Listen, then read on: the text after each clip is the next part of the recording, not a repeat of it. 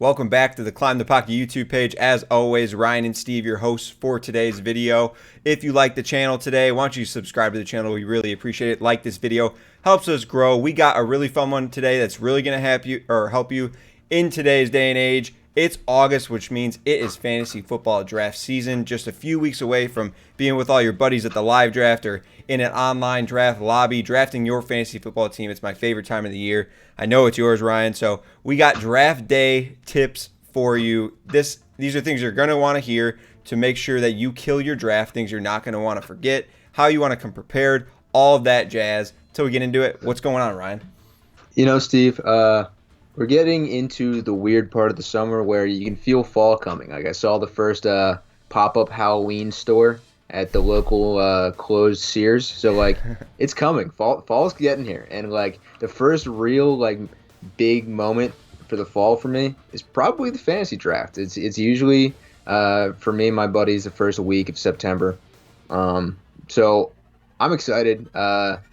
We're getting there, and we're gonna try to touch on everything that you need to do in your fantasy draft to make sure you put the best draft together available. And I live by this stuff that I'm gonna say, so hopefully not all my league mates are listening. So I'm looking forward to getting into it. Yeah, we do our draft on Labor Day weekend, and it's just always so perfect. You get that day off of work. You're drafting, which is probably 70% of the fantasy football season as far as having a good time goes. All the crap talking and whatnot during the season is great too, and actually playing the game, but the draft is just a great time. Hopefully these tips, bring you well during the draft and you draft a really good team. We got probably 10 or 12 for you today, so take a listen, sit back and enjoy the video while we give you our top draft tips for this year in 2020 fantasy football. Coming in as the first tip, it's a pretty vague tip that mostly everyone says, but it's so important to know. And it's know your league. Know the members of your league. Who are you drafting with? What are their tendencies each and every single year? Do they draft running backs straight away? Is there that guy who drafts a quarterback early? Maybe your league drafts quarterbacks very early. My advice to that one specifically is I would definitely not draft a quarterback early then. Just because everyone is taking a certain position doesn't mean you necessarily need to, especially quarterback, because then you're stocking up on the other positions, the more important positions like wide receiver or running back early, while everyone's wasting a really good pick, maybe in the top 3 to 5 rounds, on a quarterback. You're snagging another wide receiver 2 or possibly a running back 2 with running back 1 potential. You don't want to miss out on those guys. So knowing your league and just the tendencies of what certain guys do each and every year when it comes to the draft is pretty important. And when you choose your draft slot, that might have a certain impact on where you decide to choose and whatnot. So knowing your league is very, very important. That's one of the top, like I said, very vague tip, but it's definitely something you're going to want to think about before you show up to your draft. What do these guys do? Who are these guys? What are they drafting? Definitely think about that one. Ryan, what's your first tip for us? So my first tip, if you've watched the channel previously, is something I echo every single week. It's draft stability early. It's very, very important to make sure your studs score points every single week. They're the backbone of your team. They're going to be the reason why you win games. So you can't afford having guys put up clunkers. The first round, usually everyone's a stud that scores weekly. When you get into the second and third and fourth rounds, that's when you really need to focus on taking guys that are going to score weekly. So that's why I've been off guys like Kenyon Drake. And I know that hurts you to hear, Steve. I just don't think that having guys that are all over the map for fantasy points are good. You see it week in and week out with guys like Amari Cooper. Amari Cooper is the classic guy who scores 45 points one week, but he might give you 2 catches for 24 yards the week after. And yeah, the one win felt good, but maybe that loss hurt more. So you need to make sure that you have guys that are constantly giving you solid points in the top half of your drafts, because that's where, that's the backbone and the foundation of your fantasy team. It's the only way you're going to win. Sure, you might hit on somebody at the end of the draft, but you can't bank on that. So you need to make sure that the top half of your team studs this score every week. Yeah, if you're planning on drafting a guy who's not 100% safe and certain in the first couple of rounds, it's something you're going to want to make sure you're prepared and you know everything going up into the draft, and you feel very confident in that draft pick. Just a guy like Clyde Edwards-Helaire, a guy who's moving up in drafts. I think he's going to be great this year, but he is still a rookie running back. Obviously, he's going to have the backfield to himself in a really good offense, but we haven't seen him play yet. So there's just a certain risk if he moves up too far and someone takes him 6th overall, 5th overall, up in the top, in the middle of the first round. You're starting to flirt with a little more risk than being a little safer and taking a guy like Derrick Henry. So something to think about. My next tip is another pretty vague and common one, but it's wait on a quarterback. This year, and I think we say this every year, the quarterback position is just very deep. Now, certainly if you find yourself getting Lamar Jackson or Patrick Mahomes somewhere in the 3rd round, Patrick Mahomes maybe in the 4th round, I wouldn't pass that up myself. No way. But there are very, very good quality quarterbacks like a Matt Stafford, like a Tom Brady, who can be very productive, that you will be able to find close to the 10th round, maybe even later. I mean, in most leagues, quarterbacks, everyone's going to draft in a 1-quarterback league. Everyone's going to draft a quarterback. So in a 12-team league, that's 12 quarterbacks, and then say half the other teams draft a 2nd quarterback. So that's about 18 to 20 quarterbacks are getting drafted.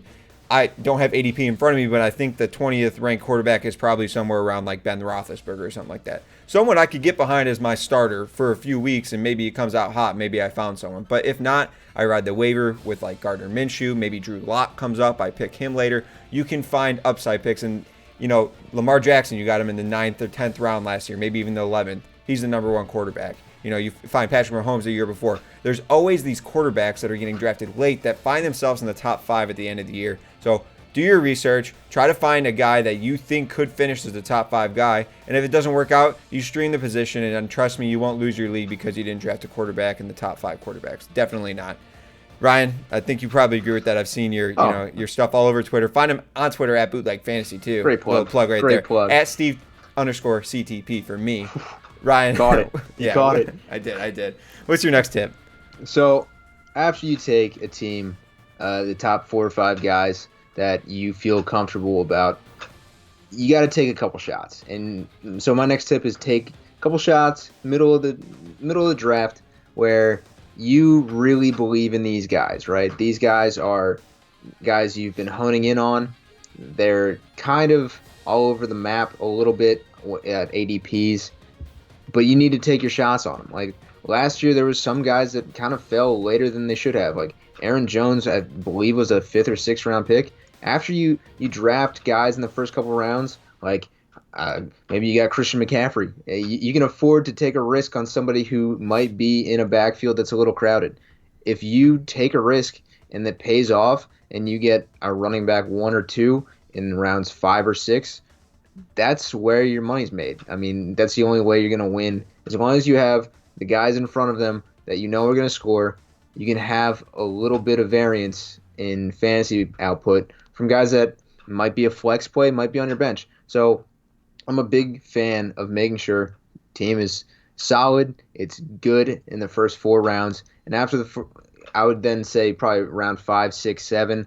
Those are my take a big swing picks. Like this year, I'm thinking about T.Y. Hilton. I know he's got the hammy, but his ADP is so low that you can get him in the 5th, 6th, 7th round, and he could be a wide receiver 1. So I like that kind of stuff. A.J. Green's in the same boat. If he puts out wide receiver 1.5, wide receiver 2 numbers, I'm not guaranteeing it, but the risk is there, so the reward is also there. So I'm a big fan of taking swings after round 4, just so your team, might have a little boost every once in a while. So yeah, like you said, stability early, and then rounds 5 through 7, I almost always find myself drafting like a rookie running back because it's too hard to stay away. So like Cam Akers is a really great target for me this year, right in that round, maybe round 6, maybe round 7 in some of your home league drafts where he's not as known. And then rounds like 8 through 10, you're still taking shots, but you're also developing that bench depth to support those starters that you drafted in the first couple rounds, whenever they're on a bye week and whatnot. So that's kind of the order that kind of I would go in when you're going through your drafts. Now, certainly, if someone falls to you, you might have to change your strategy up, but that's something to always be thinking about. My number 3 tip is come to the draft prepared. Now, when I say prepared, I mean you're watching this video right now, so you're almost more than likely preparing on other levels as well. So you took the first step, and you're on our channel right now, looking for draft day tips to help you get that advantage on the rest of your league come draft day. But a couple ideas to be prepared: do mock drafts, do a lot of them. Fantasy Pros Draft Wizard, I really like that. We're not sponsored by them or anything like that, but I really like, you can just fly through the drafts on there. It's really good to just kind of understand the ADP, what's a good value on players, kind of test out different strategies, look at your team, be like, do I actually like this? Going to want to do a lot of mock drafts. We got some mock draft videos on our channel if you want to go check those out. It would definitely help you. Know your guys. Have a list of guys that you want to target, but don't stay honed to just getting those guys, but have a list of those guys. Know who those guys are. Do some research on some guys that you'd like to have on some of your teams. Diversify across a couple of your leagues. Know them. And also, it kind of goes with this one, never get sniped. So what I mean by that is when you're just honing down on a pick, you're 6 picks away. You're waiting for this guy to drop. He's dropping. He finally gets to you, but it's the guy before you takes that guy, and you're in an online draft and you're running out of time. You're like, that was my guy. You got to have a backup. Someone, it's develop a draft board or rankings, whatever, that you have a guy locked and loaded. You're never sniped. Certainly you wanted that guy, but you have another guy that you're perfectly happy to take around that same value. So just be prepared with a list of guys that you are definitely targeting in drafts. So this kind of goes hand in hand with your next tip. Yeah, so before anyone jumps in the comments, T.Y. Hilton ADP is 68, nice. And A.J. Green is 66. Nice. So I'm just going to clear that up now. That was from Fantasy Pros. So, that's the verified source. And make sure that your sources are great. So my main thing here, never bring a fantasy football magazine to your draft. One, they're about $7.99, which is way too expensive. And two, they're updated in, I don't know, May usually. So, they've been on the shelves for months before your fantasy draft. There's been news, there's been trades, there's been cuts. I don't think anyone that's ever brought a fantasy magazine to a draft has ever won in the history of fantasy football. I don't believe it as truth. Fantasy magazines, they're great if you're bored in May and you want to, get the pulse of fantasy football, even though you got, I don't know, months before it happens. The problem is they're not tailored towards anything besides putting out kind of filler content. I understand there's rankings in there. I understand there's team breakdowns and what the roles of the players are supposed to be. But Twitter has up-to-date and up-to-the-second news on fantasy football. There's thousands of people on Twitter that have great websites that put out content. We are putting out our rankings this week in the next couple days. Again, we update our rankings probably every 2 weeks or so on climbthepocket.com. We always plug. So make sure that you have up-to-date rankings. Unfortunately, somebody in the fantasy magazine, they probably have guys like Darius Geis still ranked. It's just how the magazine's printed. They're never up to date. I don't think that it's worth the $8 unless, you found $10 on the ground. It's going to be a waste of your time to bring it there. Always bring updated rankings that fit your scoring system. Make sure they always fit your scoring system if you're going to go off rankings offline. I'm a big fan of making my own. Most people don't do that. That's why you tuned in. So get something that works for you, just not a magazine. Yeah, there's so many fantasy football websites, like you mentioned, that offer draft kits and whatnot, and they constantly update them. I'm actually a patron to a couple of them because I like to diversify on who I'm getting my information from, but they update it every couple weeks and whatnot, and that's the future. You really shouldn't be buying a magazine. I will admit I have bought some magazines before, but it's nothing but airplane entertainment. I'm at the airport, and it's going to be fantasy season coming up. I buy the magazine just for the pure excitement for the season, and that's strictly it. The more football I have just going into my mind, I'm just happy about it. There's some relevant information like depth charts and whatnot, but there's a lot of outdated information like you mentioned. So yeah, definitely no magazines. Definitely use your online sources, but make sure you have those sources bookmarked so you're not surfing the web like lightning fire during the draft trying to find stuff. You're not focusing on what's actually going on in the draft. My next tip is look for late round QB and tight end upside. I've mentioned this before in some of our videos. if you can hit on a late round tight end, and let's say you solidified yourself with like a Tyler Higbee or something like that, someone with a little risk, but who could definitely pan out. But then you draft a guy like TJ Hawkinson later or Dallas Goedert, and one of these guys pans out to be a top 10 tight end. There's going to be guys in your league that are going to want to trade for your tight end because they are riding the waiver wire each and every week. If you can trade one of those tight ends or a late quarterback that pans out to be a top 12 guy, and you already have one, if you can trade one of these positions to where you only start one of them on your team and you have another one on your bench for a wide receiver depth or a running back guy, someone who could start in your flex spot, certain weeks whenever it's a good matchup or not, that's gold in fantasy. Finding late round guys, if you find that TJ Hawkinson or someone who ends up being a top 5 guy, maybe you trade your starter who has more name potential or name value, Evan Ingram, and he's playing decent, but this TJ Hawkinson passed him up. Someone's gonna want to buy Evan Ingram. I think it's gonna be great. So there's so many picks. Instead of taking, I don't know, what's a good example? Like this is a bad one, but like Rashad Perryman, he's going high, he's going higher, but or James Washington, that's a much better one. Instead of drafting James Washington in the 14th round, why not take a tight end? Another tight end who's got higher upside, not higher upside at the position, but someone that is going to be more valuable to the rest of the people in your league, and you can use them as trade bait. Trading is such a big thing in fantasy football that I don't think enough people do. And you could certainly, and this sounds bad, you could take advantage of people in your league in 100%. That way by knowing more than them and offering them trades that look good, but it actually does a lot more for your team than it does for them. So, like I said, look for late round value at the QB and tight end position, specifically because you only can start one of them in your league. You can put tight end in the flex, or if you're in super flex, quarterback, but we're just talking normal roster construction on this video. So yeah, definitely my next tip right there. Your next tip is? It's a little devious, Steve, but you gotta take other people's handcuffs. It's tough to put out there because I know if anybody in my league's watching this, they might take my handcuff in round 2 because I love taking the handcuff of I took Tony Pollard last year, didn't feel bad about it. Like you're drafting your team for upside, and let's say your running back stays healthy, but their running back doesn't. You already have their handcuff. Now you might have 2 running back ones while they've got none, and they can't even pick up their guy with all the fab in the world because he's on your team already. So that gives you all the leverage that you need to win trades. It gives you all the leverage you need to win games because if you have the guys that other people want, you're going to get, some pretty fat offers for Tony Pollard if Zeke goes down.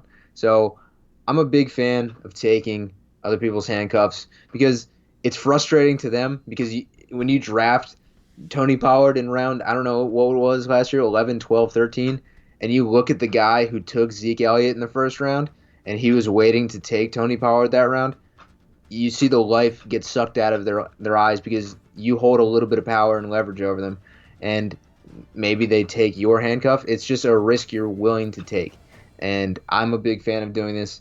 It messes with your league a little bit, and it's all in good fun. If you've got the guy that they want, you're gonna get a fat trade offer later if their guy goes down, or you get a solid running back, 1 or 2. So that is the best. That's the best. Oh, 100%. When you take someone else's handcuff, especially when and they always come out and say, "Oh, I was literally about to take him in the next round." Mm-hmm. You're just like, "Oh, should have taken this round because I definitely take him in." Guys, very valuable handcuffs: Tony Pollard, Alex Madison, Latavius Murray, guys like that. You're gonna want to back them. Back up your starters: Alvin Kamara, Dalvin Cook, and Ezekiel Elliott for those guys. So definitely, really good tip right there.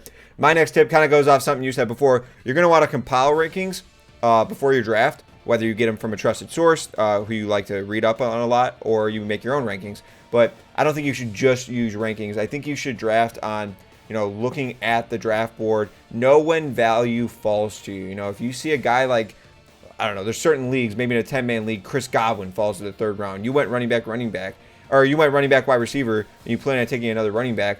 Well, Chris Godwin in the 3rd round is going to be a really, really good value. So, even if you wanted, you don't go into a draft with a certain strategy, like I'm taking running back, wide receiver, running back. You want to look at the board and draft the value that falls to you. I think that's so important. A lot of people don't think about that.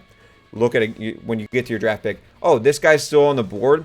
that should be like a revelation for you. You should probably take that guy because you're surprised because you've done a lot of preparation, you've done a lot of mock drafts, a lot of research, and you've seen that guy go a round earlier, 2 rounds earlier before, and he's still there for you. Take advantage of it before someone else gets to. Go with, and another one you mentioned before, kind of, but go with your gut. Like you mentioned, taking swings on guys. Oh, I got a couple guys every single year that I am going to go with because I want them on my team. I think he gets the most name drops on this show, but I mentioned it already once this show, and it's Tyler Higbee.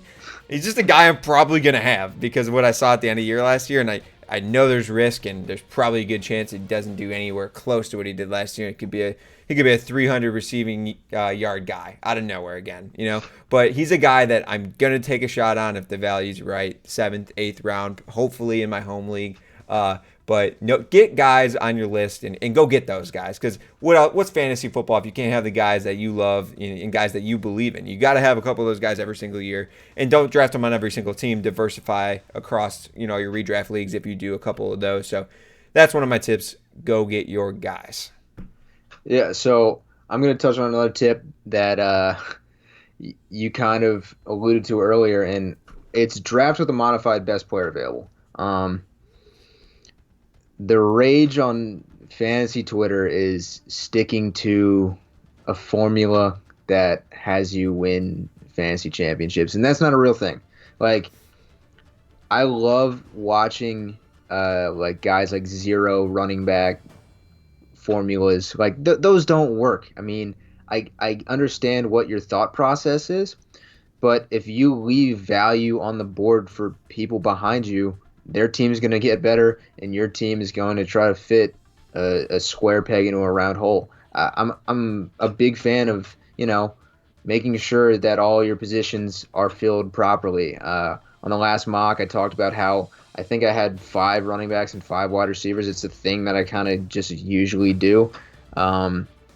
It's maybe an OCD thing for me, but I always like having the same amount of guys because it allows you kind of to mold your team however it needs to be that week based on matchups. So if you draft on a modified best player available, you're going to get to a team where it's cohesive and it's a bunch of different, I guess, positions where you didn't have to stick to a mold and then all of a sudden you have to draft a wide receiver in round 5 because you drafted 4 running backs. You need to kind of see what your team is already good in, and you need to change it on the fly. I mean, if you go into the draft having one end goal, you're probably not going to get there. I mean, if you draft from the same spot in mock drafts, you probably get a similar team every single time you mock draft.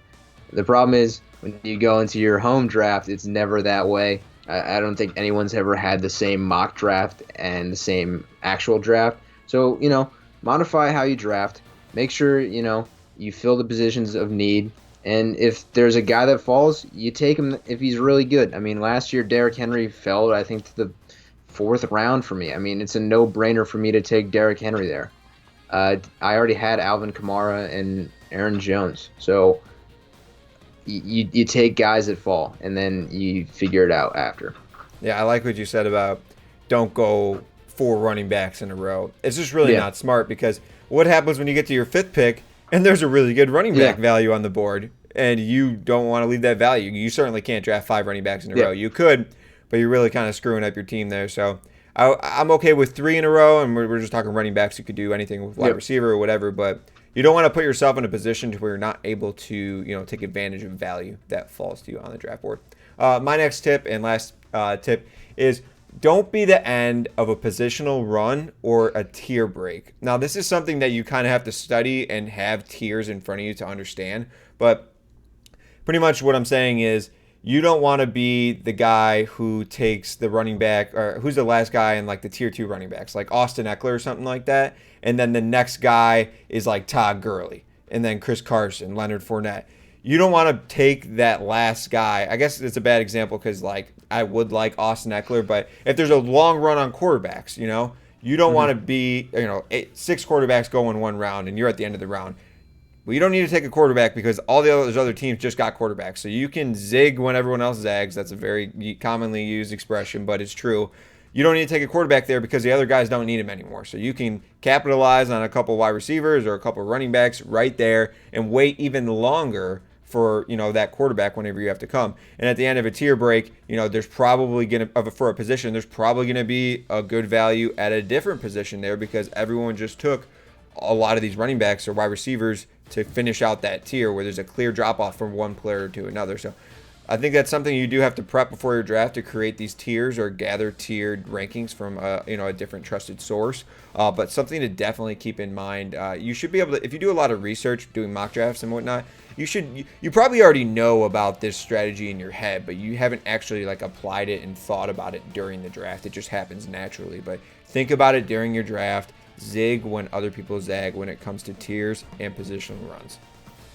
Yeah. So my last tip is pretty similar to that. For me, it's read the draft board, read what the teams drafting around you already have, and go from there. If the team that drafts behind you or at the turn already has a quarterback, you probably don't have to take a quarterback. You just kind of need to understand how the other teams are drafting. If they already have a tight end, you can wait a couple of rounds to take your tight end because they're not going to take a second one, most likely. You're going with a calculated risk to make sure that you get the best value for your team. So you take the running back that they were thinking about taking. They're not going to take a second tight end in round 7. So they're going to take a wide receiver, or running back, or another position, and that tight end is going to be sitting there for you on the turn. So it allows you to capitalize on just, I guess, ADP, just because guys will fall to you if their position's already filled by their team. So I'm a big fan of seeing what the guys around me have already drafted, kind of waiting on my guy because I know that he'll fall to me in the round after that. And, if he doesn't, it's a risk you have to take just to make your team better. So definitely read the board, see how everyone else is drafting, and go from there. Yeah, that's something a lot of people do naturally and don't know it either, but just don't get lost in your rankings and feel like, oh, this guy's still available, I have to take him.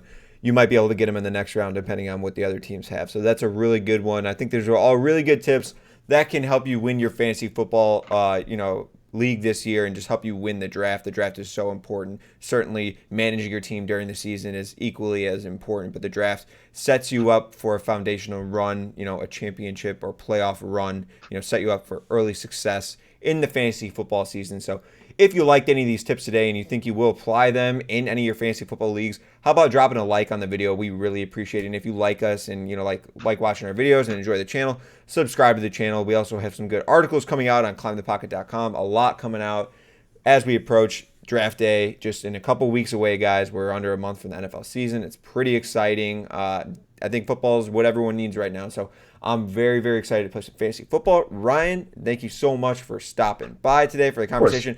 I want to start this segment right now. I want to start this segment right now before we go. What are you having for dinner? Cheesesteak from D'Alessandro's. Oh, man. It's delicious. My parents are picking it up on the way home. They're showing my aunt around the city. So I'm very excited. I usually get Cheese Whiz with onions, but I had to go American today because it's not fresh. It's getting transported to me. We can't have, it's sogginess. So, D'Alessandro's cheesesteak. Now that you're hungry, go eat some food. Thanks for stopping by. Drop a comment below of some of your draft tips. Thanks.